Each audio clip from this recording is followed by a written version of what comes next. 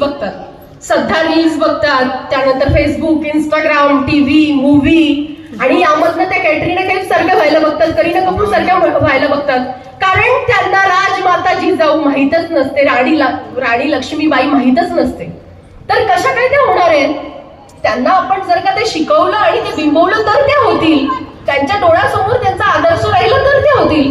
पण त्यांना हे सगळं शिकवलंच नाही गेलं तर त्या कशा काय होणार आहेत? त्या नाही होणार. आणि हे गरजेचं आहे की हे शिक्षण आपण त्यांना दिलं गेलं पाहिजे. या शिक्षणासाठी गरजेचं आहे एकत्रीकरण. हे बघा, प्रत्येक महिलेमध्ये आपण जर का आपला इतिहास अभ्यासला तर प्रत्येक महिलेमध्ये बदल घडवण्याची क्षमता आहे. आणि ती क्षमता जर आपण एकत्रित केली आणि सगळ्या महिला जर एकजूट झाल्या आणि त्यांनी ठरवलं की आपल्याला पुढची पिढी बदलायचीच आहे आणि बदल हा गरजेचा